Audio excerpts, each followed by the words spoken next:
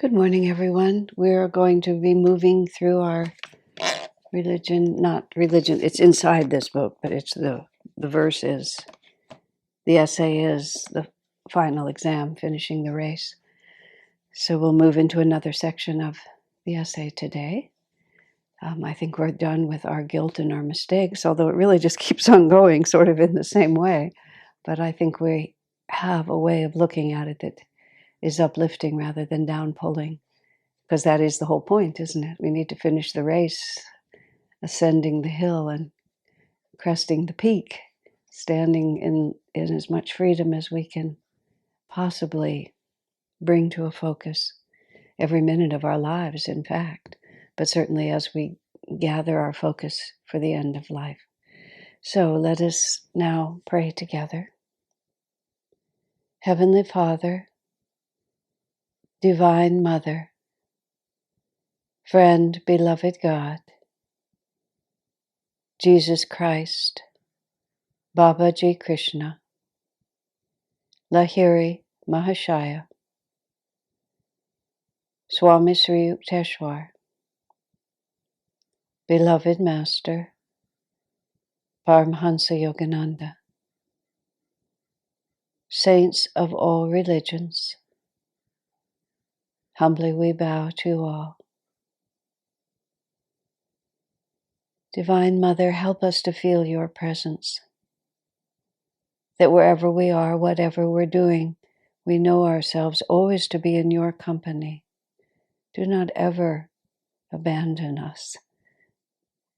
Do not ever make us feel that you have abandoned us, but make your presence known with such sweetness and such power that we cannot forget you even for a moment. We are your children. Show us your love and teach us how to love you with at least some measure of the way that you love us. Om. Peace. Amen. When Swami asked Master, teach me to love you as you love me, Master said, can the cup hold the whole ocean? And that's sort of where we are with this. We're going there and we will get there. But in the meantime, the cup can't really quite hold the whole ocean. So I talked about a lot, and because this is what the majority of this essay is about, is overcoming mistakes, letting go of guilt and fear and shame.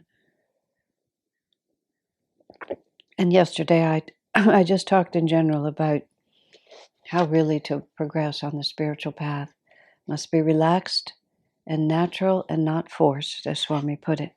So now we've actually finished the section called reviewing the things that we've done wrong, but it's still. So now Swami is saying, mostly dwell on happy thoughts. Tell yourself and tell God, this has been a dance in your bliss. Even the hard tests you've sent me have helped me. I've learned so much from them. I'm grateful for all of them. They have given me priceless insights. But now, Lord, I offer everything up to you. It was your life I live, not mine. Let me rest eternally from now on in your love. There's a lot of wonderful concepts implied in that prayer. Now, we've been dealing with those vrittis of negative self-definition, of regret, of sadness, of negative vibrations that we're still holding, negative incidents that we either acted out ourselves and feel ashamed and regret, or negative things that have been done to us that we're still mad about. And we've spent days and days talking about all the different ways to work through those.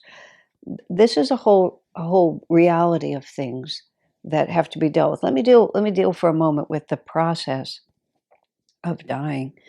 There is a series of books published by Crystal Clarity. All of these books are wonderful. It's called the Wisdom of Yogananda series, and it's a compilation of unpublished writings by Yogananda that are in the public domain, and therefore anyone can deal with them. It's been a years-long project of Anandi. She's done a marvelous job of collecting these otherwise unpublished materials and then editing them sufficiently so that they're not repetitious and that the meaning is clear. And until 2013, Swamiji also went through every book after Anandi had finished and made more small adjustments in which I say all this because she studied it all very carefully and does a really superb job of working with Master's words. One of those books is called Karma and Reincarnation. Truthfully, it should be called Death, Karma, and Reincarnation, because within it is really marvelously explicit material about the death process, not about the final exam, well, Master touches on that, but it's not at all what we're talking about here, where we are really trying to go through our life review and learn what we were supposed to learn and become free. It's really about what it is to die and what it feels like to die, and um, pieces and parts like that. Also, just because I'm mentioning, there's another underappreciated book, which is How to Be a True Channel, is what it's called. Swami wrote it at a time, it might have been the 80s or the 90s, when a lot of, even in the yoga movement, people were going into trances and speaking as other entities and other voices, and the idea of channeling some disincarnate entity from the other side was becoming very popular. And Swami felt that a serious corrective was needed. So he wrote a book about what it really means to be in tune with a higher reality and then be a channel for that higher reality. Not so much a channel for another entity, but a channel for the highest dimension of your own understanding. But in that book, he writes in great detail about the astral world. So it's a very interesting, since we're running the theme here of what happens when you pass from this world. How to Be a True Channel gives a really wonderful picture of the astral world in several chapters, and Karma and Reincarnation of the Wisdom series talks very explicitly about death. Oh, and there's one more about death that's really important, which is Nayaswami Savitri. She wrote a trilogy of novels, and the third one is Beyond to the Gates of Death and Beyond, or something like that. If you write to Nayaswami Savitri at Ananda Village, um, she sells those books directly. The third one is about death, and what she did it's a marvelous book. What she did is she gathered. Well, she studied very carefully all of Master's teachings about death, which she had done anyway. And then she has a novel, has a plot with these lovely characters who've been with us for two other books prior to that. And then she has them go through certain experiences in relationship to death. She has a lot of Master's own words, which she just incorporated into the book. It's absolutely lovely. And while we're sort of getting a feeling for all of this, from that book especially, you really get this beautiful feeling about what the death world is like. And because it is all Master's teachings and a lot of Master's words, there's a real power to change your consciousness. Now, of course, I'm not quite finished. Transitions with Grace by Nalini Graeber, which is like 25 stories of people who were, almost all of them were Ananda devotees, but some were cared for by Ananda devotees. It's the true stories of people's transition out of this world. It's how a yogi dies. About that book, much has been written about how yoga makes your life better, but not much has been written about how yoga makes your death so much better. And her book is a unique example of that. Now, I'm not just advertising these things. I'm saying to you, if this subject interests you at all, I highly encourage you to look for these things. So now, where I was going is, whenever the death process starts, and this is part of what Master's talking about, what happens is we begin to leave. And it's just like, now just think about it. If you had to move out of your house suddenly, and you were having to go, and it was a house that you'd loved and you'd had many happy memories in it, as you're beginning to leave it, all the different things about the house that really have appealed to you and attracted you would still be there. Oh, I won't be able to watch the tulips in the spring, and I won't see I'm looking out my window at myself literally, at the beautiful fall leaves of the persimmon tree, which is right on the other side of the wall outside here. Oh, I won't be here to see the autumn leaves again. Let me just go look one last time at the leaves. Oh, I will miss the leaves. Here is where my child spoke his first word. My baby was born here. My mother-in-law, this is where my husband came with his parents to meet me for the first time. I mean, just everything. And your heart starts, we're not talking what we regret. We're just talking about all the things that we've loved and that we've so enjoyed doing. We've had every positive experience. The house that I live in, Swami Kriyananda stayed in this house many times. Oh, this is the chair where Swamiji always sat. Here's where we put his breakfast dish. Here's the cup that he always drank out of. And there's nothing negative about these things. All of these things are wonderful. But all of these things are part of this material plane. And so the trick, the art of living as a yogi is to be completely open-hearted and have the ability to enjoy such things, to admire the exquisite beauty of such experiences. Well, the word is not to be attached to them. When they're done, to be able to just put them down. Now, some yogis, Swami talks about this, some yogis hold themselves back from all of life from the beginning. Swami talks about a Swami in India who told him that you just should never enjoy anything. You should never even admire a beautiful sunset.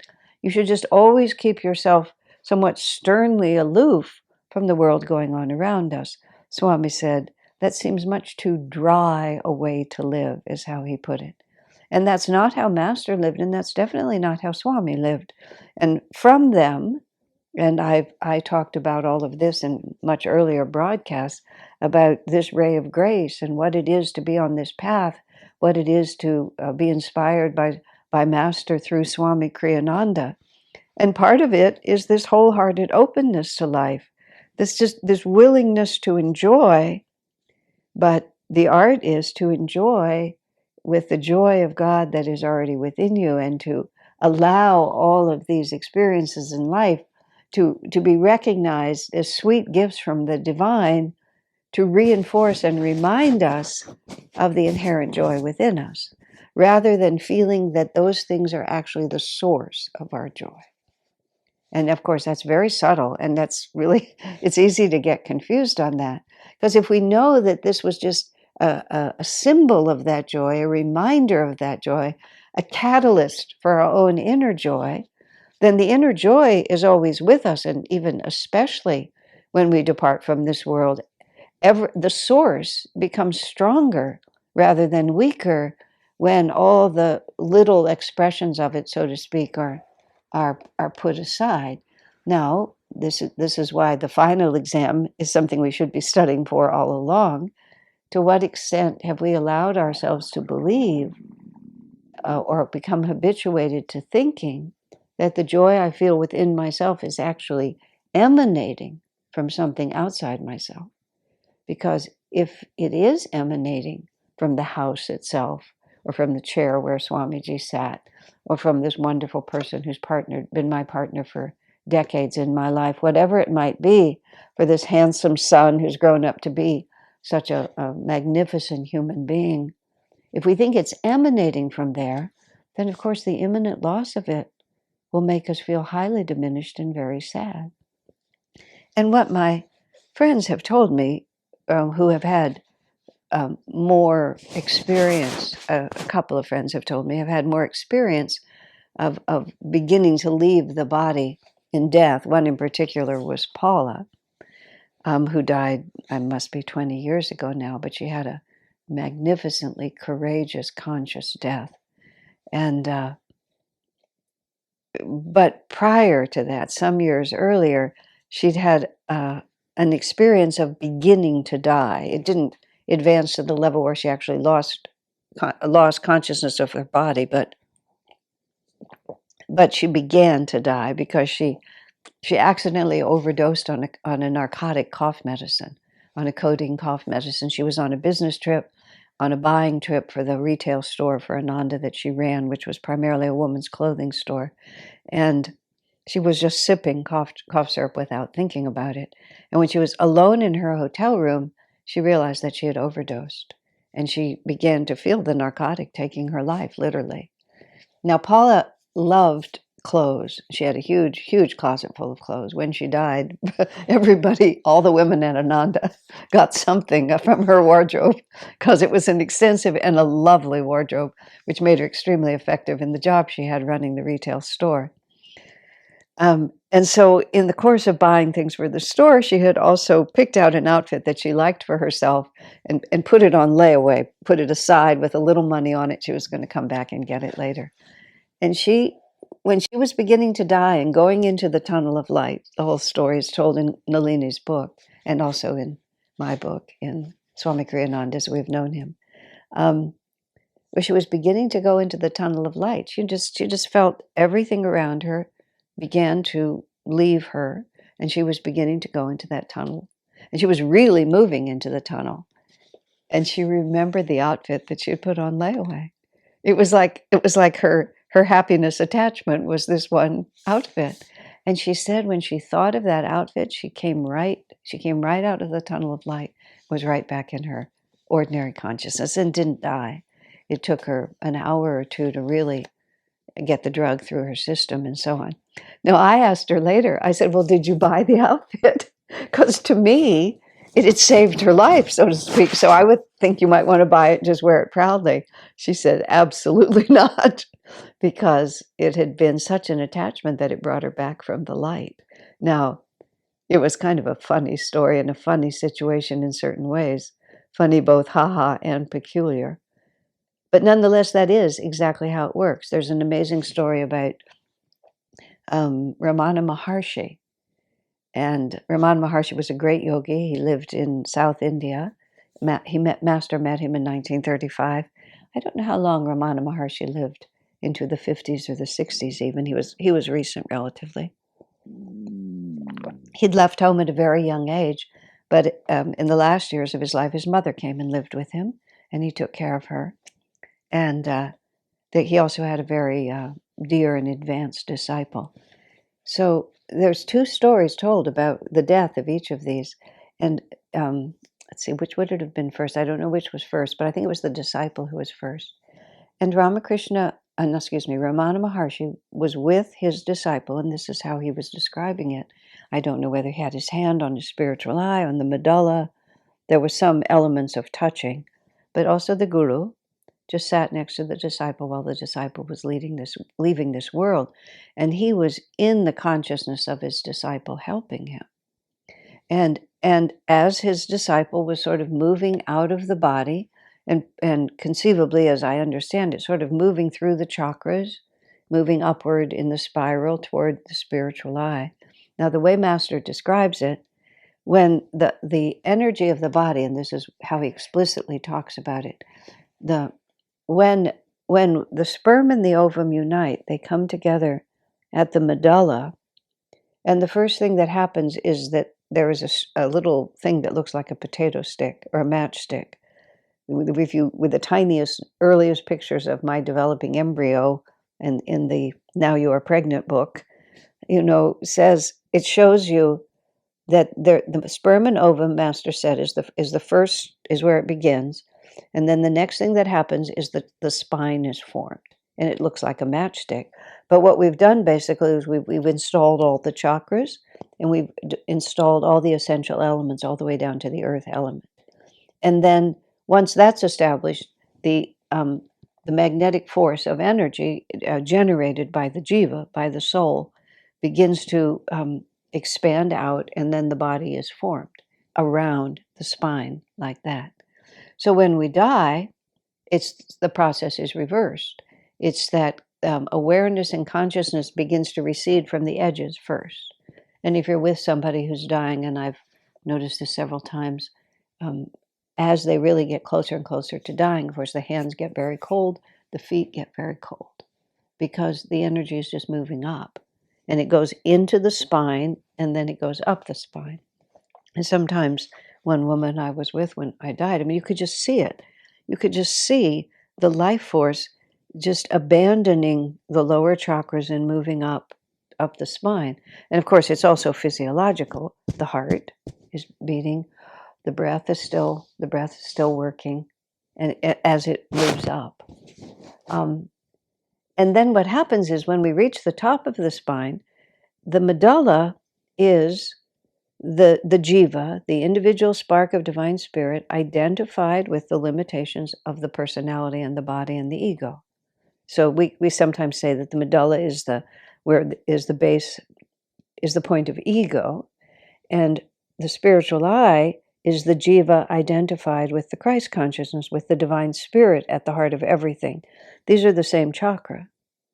So when the energy rises up the spine, gets past the fifth chakra, and comes now into the sixth chakra, when we die, either we rise upward into the spiritual eye, and I don't know if these things are absolute or exactly how it goes, but we rise upward into the spiritual eye, or we sink backwards into the medulla.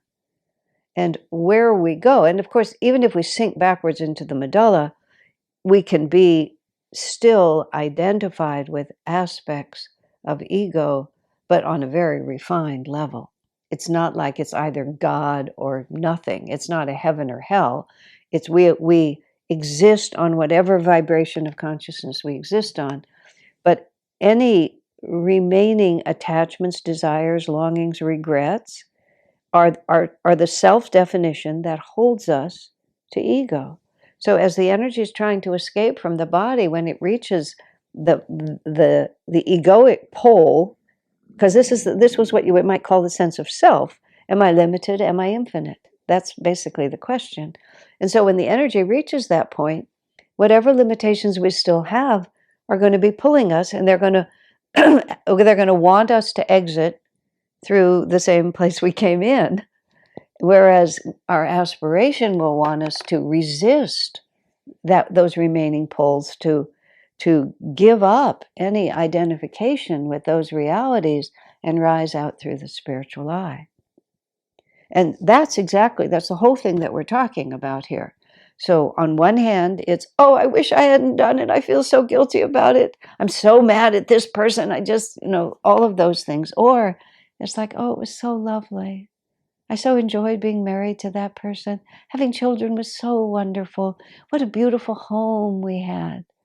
And you see, there's nothing low consciousness about those things, but they're saying, they're focusing our sense of happiness on the form that it took. And that form is precisely what holds us to ego. It's because, there's only one husband, there's only one set of children for one incarnation, there's one house, whatever it might be. It's all dependent on my being separate and limited. And so the more I think longingly and lovingly of those things, the more I'm going to be pulled right back into that kind of a world again. So what Swami suggests here is not that we say, oh, it was ugly, I shouldn't have had it, I don't want it, no more. We just say, well, Lord, it was your show. It was a great life. We had a really good time, didn't we? It's like a wonderful friend takes you on a marvelous holiday, and you have a great time together, and your friend pays all your expenses and takes you to nothing but 5-star hotels and just treats you like a king or a queen, and you have such a great time. And when it's over, you say, well, thank you. That was such a wonderful trip. I had such a great time. And you don't say, more, more, more. Why is it over? Can't we travel forever?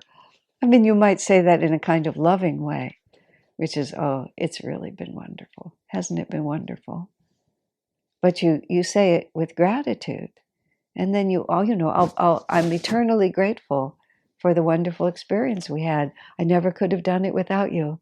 I couldn't have had any of those adventures.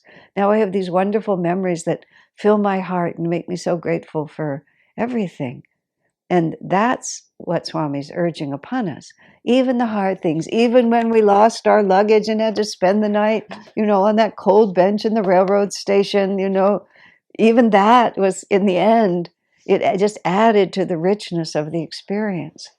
That's how we're supposed to look at it. That's the sort of global sweeping reality that we're supposed to do. Not supposed to, that we're invited to do. We're supposed to for our own happiness. Now, coming back just to Ramana Maharshi, I don't know if I can finish this, but when his disciple was dying, he was with him, and as he described it, every time an attachment or a desire arose in the mind of his disciple, he helped that disciple release it into the infinite. So as he was there for a period of time, and they were just going through item by item, just exactly what Swami's describing here. Oh, I feel regretful because of this, but I can bless that person now, and I would never do that again. I can let that go. Oh, I've so loved living here by the Ganges. Thank you, God, for giving it to me, but I can bless it and I can let it go. Whatever, just step by step. But Ramana Maharshi, as the guru, was taking his disciple through this. And then he was trying to bring his disciple to liberation. But what Ramana Maharshi said is that, as I understand it, and I'll just use the words I remember, he brought his disciple, to freedom in the spiritual eye. And he thought it was done. And so Ramana Maharshi walked away. And he said, and when he was a little too far away, a little bit of delusion reached up and grabbed the consciousness of the disciple. And so instead of being completely free, he has a little bit more that he had to work out. So when Ramana Maharshi's mother passed away, and I might have these two reversed, but it was when the second one passed away, which I think is his mother, as Ramana said, he stayed with her longer until he was certain that there was no vibration of duality that could still attract her attention. Now, that makes it very vivid, doesn't it? We just think of ourselves, and we all know this from meditating or from doing any introspection exercise. We're going along just fine. And then suddenly we realize that somehow we've gotten pulled off course, and we never saw it coming. It wasn't like we saw it coming and said no. It's just like we're going one direction, and then, oops, I'm not going that direction anymore. And that's exactly what's described here. So this is the practice that we have to get into place. Whatever it is, now we're talking about all the things that we have loved. Well, we're just talking about everything, the whole life. Whatever comes in and tries to compel us to attach ourselves to it, either in enjoyment or regret, we just sweep across the whole of it and say, well, Lord, it was a great trip, wasn't it? You took me on this great journey. We had such a good time. Wonderful companions, beautiful scenery. And now I thank you and give it all back to you. And let's go on without any luggage, which is really what we're trying to do. Just as free as God intended us to be. God bless you, my friends.